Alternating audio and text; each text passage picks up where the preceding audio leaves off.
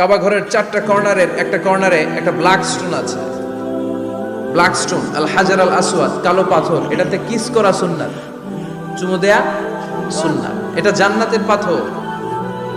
নূহ আলাইহিস সালামের বন্যার সময় পাথরটা হারিয়ে যায়, পরে এটাকে জাবালে আবু কুবাইস থেকে এনে আবার সেট করা হয়। এখান থেকে তাওয়াফ শুরু করতে হয়। কিয়ামতের দিন আল্লাহ তাআলা এই হাজারে আসওয়াদ পাথরটাকে একটা মুখ দিবেন, দুইটা চোখ দিবেন। কারা কারা এটার মধ্যে চুমু দিছিল কিয়ামতের দিন এই পাথরটা আল্লাহর কাছে দাঁড়িয়ে সাক্ষী দিবে। এখান থেকে তাওয়াফ শুরু। ঘুরে আসবেন, 7টা রাউন্ড দেওয়ার পরে আপনার এক তাওয়াফ হবে। এই যে বিশ্বনবী বললেন খুযু আন্নী মানাসিকাকুম, আমার কাছ থেকে হজের নিয়মাবলী শিখে নাও। আপনি না পড়লে শিখতে পারবেন? এজন্য কোরআনের স্লোগান হচ্ছে পড়ো, পড়তে পড়তে মরো। বলেন পড়ো, পড়তে পড়তে। যখন মন খারাপ তখন পড়বেন, যখন মন ভালো তখনও পড়বেন, যখন সুস্থ আছেন তখনও পড়বেন, যখন অসুস্থ তখনও পড়বেন, যখন মরবেন তখনও পড়বেন। কি পড়বেন? লা ইলাহা ইল্লাল্লাহ মুহাম্মাদুর রাসূলুল্লাহ। সুবহানাল্লাহ কইবেন না? পড়া ছাড়া এই উম্মতের কোনো গতি আছে? দেখেন, দুনিয়ার কিতাব আল্লাহ শুরু করলেন ইকরা দিয়ে, আখিরাতের কিতাব আল্লাহ শুরু করেছেন ইকরা দিয়ে। আখিরাতে প্রত্যেককে আমলনামা দেয়া হবে, কাউকে ডান হাতে, কাউকে বাঁ হাতে।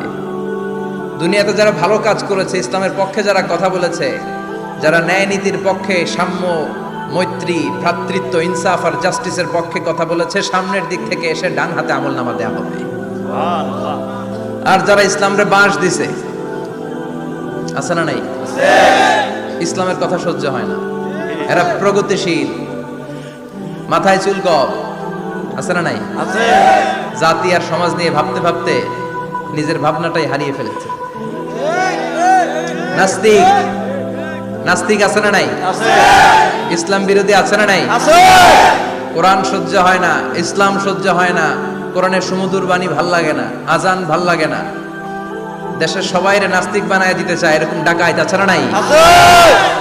এদেরও কি ডান হাতে আমলনামা? কোন হাতে? বাঁ হাতে। পেছন থেকে এসে বাঁ হাতে দেয়া হবে। দিয়ে আল্লাহ সবাইরে বলবে, দুনিয়াতে একটা কিতাব দিছিলাম, এই কিতাবটা শুরু করেছিলাম ইকরা, ইকরা শব্দ দিয়ে। আজকেও তোদের কিতাব আমি শুরু করব ইকরা দিয়ে। আল্লাহ বলবেন ইকরা কিতাবাকা কাফা বিনাফসিকাল ইয়াউমা আলাইকা হাসিবা।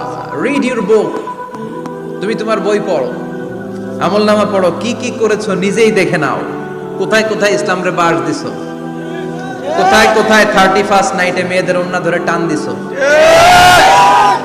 কোথায় কোথায় খাদ্যে ভেজাল দিয়েছো, মাছে ফরমালিন দিয়েছো, ওজনে কম দিয়েছো, নিজের মতের সাথে মিলে নাই মায়ের মতো একজন নারীকে ধর্ষণ করেছো।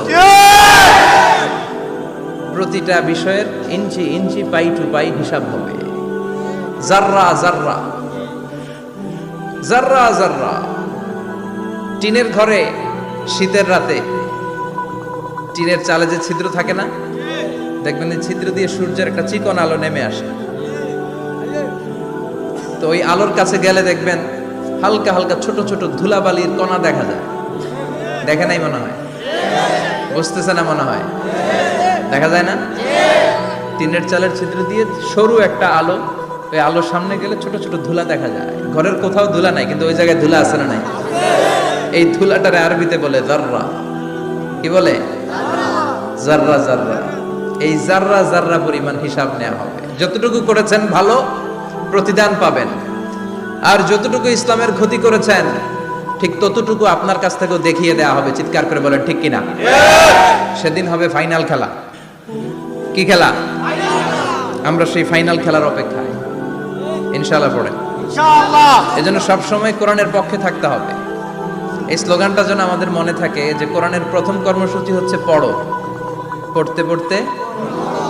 আবার কোরআনের প্রথম কর্মসূচি কি? পড়ো, পড়তে পড়তে মরো। খেয়াল থাকবে? আল্লাহ তৌফিক দাও, আমিন। আরো জোরে পড়েন আমিন।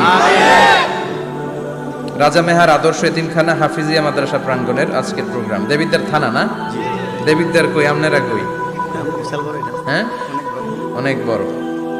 সভাপতি আলহাজ অ্যাডভোকেট মোহাম্মদ শফিকুল আলম সাহেব, প্রাক্তন সভাপতি জেলা আইনজীবী সমিতি। আপনি, আল্লাহ কবুল করুন। প্রধান অতিথি আলহাজ মোহাম্মদ মোস্তফা হোসেন সরকার, নির্বাহী পরিচালক ইসলামিক এইড বাংলাদেশের সাধারণ সম্পাদক, বাংলাদেশ সিনিয়র সিটিজেন সোসাইটি আসছে। ওয়ালাইকুম আসসালাম। চমৎকার, খুব আবেগঘন কথা বলেছিলেন।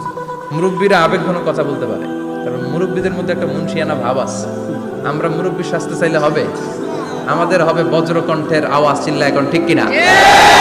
আমাদের এক একটা স্লোগান আর তাকবীরের আওয়াজ আকাশ বাতাস চন্দ্র সূর্য ভেদ করে আল্লাহর আরশে যে ধাক্কা লেগে যায়। কথা কয় না?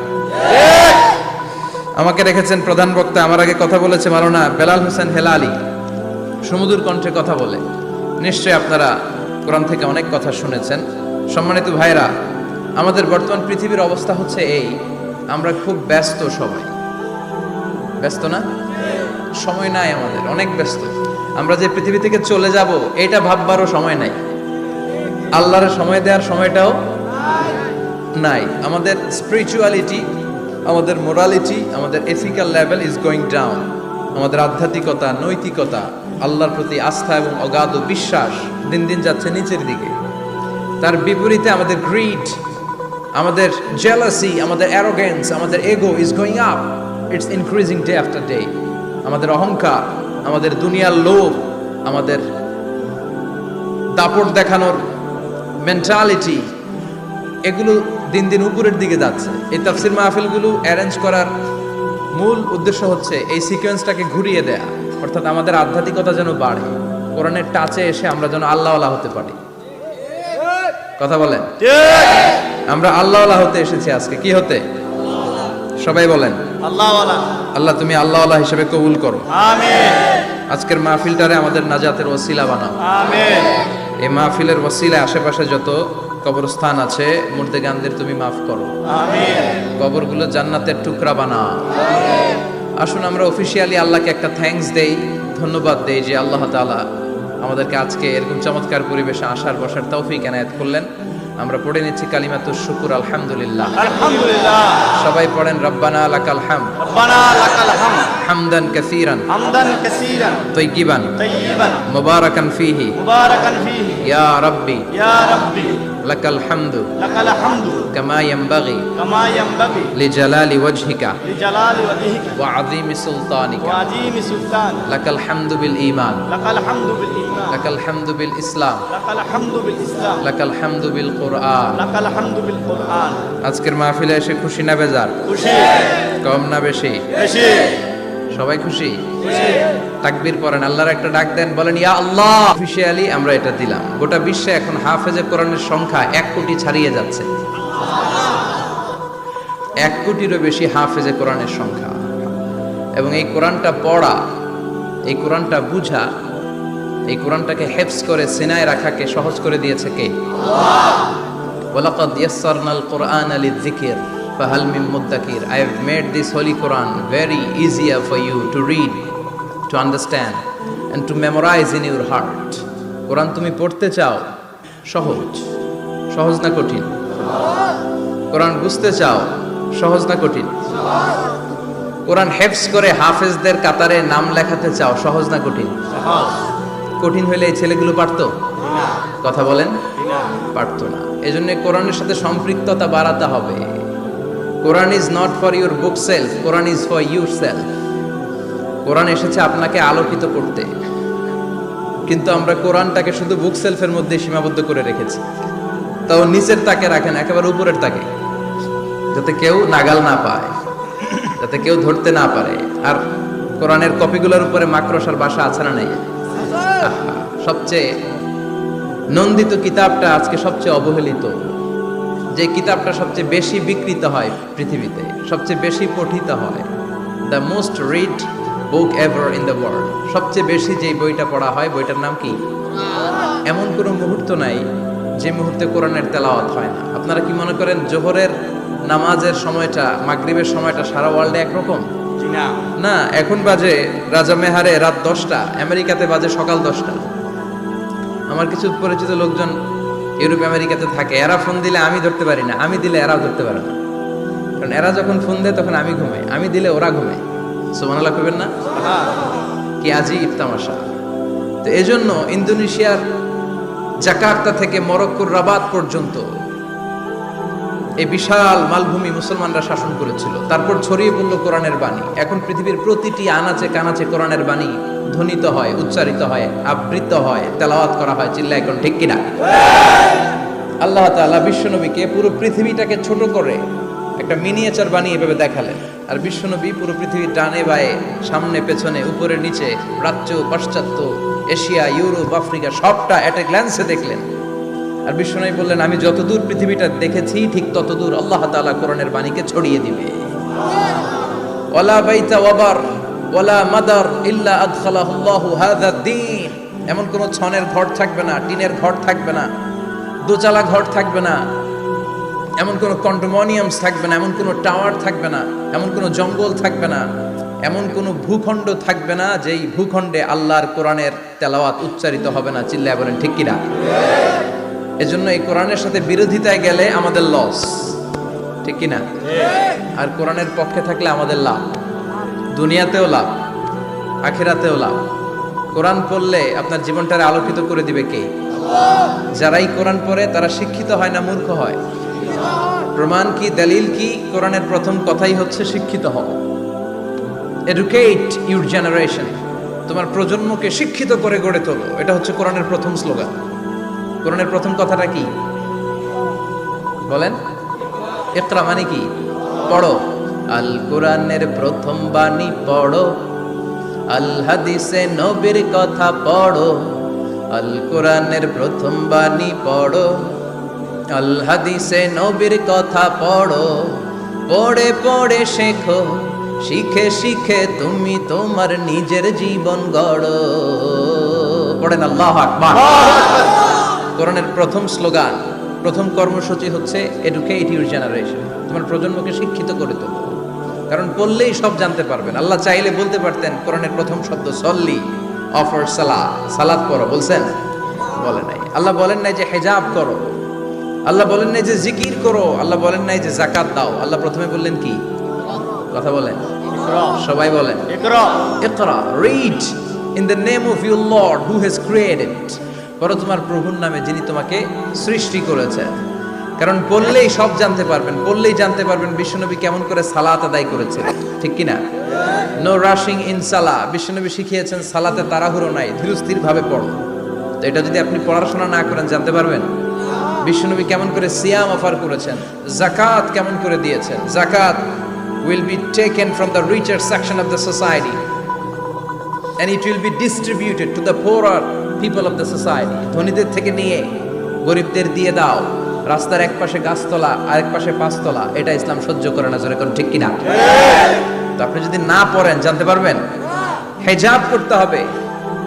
A woman should cover her whole body except his hand and his face. তার চেহারা আর হাত ছাড়া সবটা ঢেকে রাখতে হবে।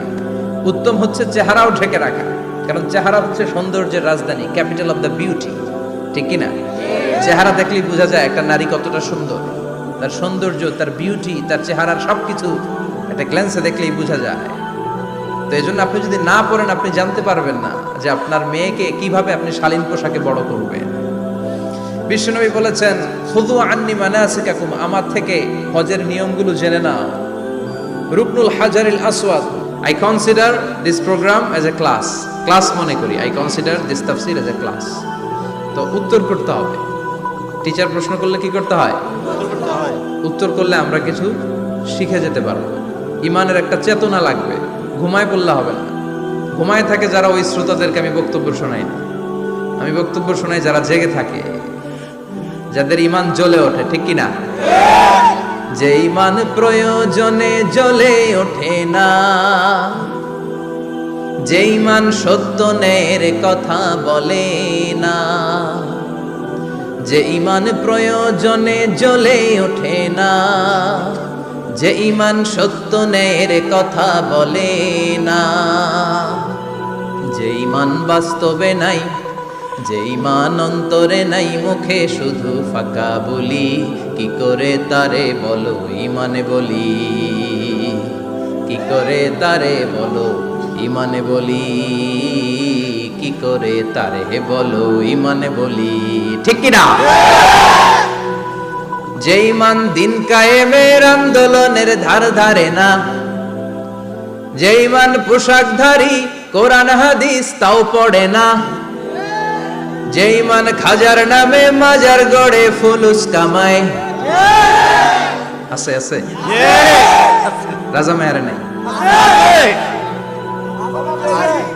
আছে, এগুলোর সাথে আমাদের কোনো সম্পর্ক না। কবরে পড়ে থাকা ব্যক্তির কাছে কিছু চাওয়া যাবে না, চাইতে হবে একজনের কাছে, তিনি কে? আল্লাহ। যে ইমান দিন কায়েমের আন্দোলনের ধার ধারে না, যে ইমান লেবাসধারী কোরআন হাদিস তাও পড়ে না, যে ইমান খাজার নামে মাজার গড়ে ফুলুস কামায়, যে ইমান শিরকিয়াতের আমল করে ভীত না হয়, যে ইমান বাস্তবে নাই, যে ইমান ময়দানে নাই, মুখে শুধু কথার কলি, কি করে তারে বলো ইমানে বলি, কি করে তারে বলো ইমানে বলি, কি করে তারে বলো ইমানে বলি, ঠিক কিনা? এজন্য মুমিন জ্বলে উঠবে আপন শক্তিতে। এখন রবির এরা কয় জ্বলে উঠুন আপন শক্তিতে। আপন শক্তিতে জ্বলে উঠবে ইমানদারেরা ইমানের তেজে। চিল্লায় বলেন ঠিক কিনা? সূরার নাম সবাই বলেন আরো জোরে, সূরাতুল জুমআ। এটা মাদানী সূরা। কি সূরা? মাদানী সূরা। বিশ্বনবীর লাইফের দুইটা ইনিংস, একটা মাক্কি ইনিংস আর একটা মাদানী ইনিংস। মাক্কি ইনিংস 13 বছর, কয় বছর? মাদানী ইনিংস 10 বছর, কয় বছর? মনে থাকবে? এটা বিশ্বনবীর সেকেন্ড ইনিংসে নাজিল হয়েছে। সুবহানাল্লাহ কইবেন না? সুবহানাল্লাহ। মাদানী ইনিংসে নাজিল হয়েছে এই সূরা, মাক্কি ইনিংসে নয়। বিশ্বনবীর মাক্কি জীবন আর মাদানী জীবনের কিছু পার্থক্য আছে। মাক্কি জীবনে বিশ্বনবী খুব নীরব ছিলেন, চুপিসারে তাওহীদের কথা বলতেন। মাক্কি জীবনে বিশ্বনবী সবচেয়ে বেশি ফোকাস দিয়েছেন তাওহীদের প্রতি। কিসের প্রতি? তাওহীদেরই মুর্শিদ আমার মুহাম্মাদের নাম বলো, মুহাম্মাদের নাম, আল্লাহর নাম জপলে বুঝতে পারি আল্লাহরই কালাম বলো, মুহাম্মাদের নাম। ওই নামেরই রশি ধরে যাই আল্লাহর পথে, ওই নামেরই ভেলায় চড়ে ভাসি নূরের স্রোতে, ওই নামের বাতি জেলে দেখি আরশের মুকাম বলো, মুহাম্মাদের নাম। তাওহীদেরই মুর্শিদ আমার মুহাম্মাদের নাম বলো, মুহাম্মাদের নাম। পড়েন আল্লাহু আকবার।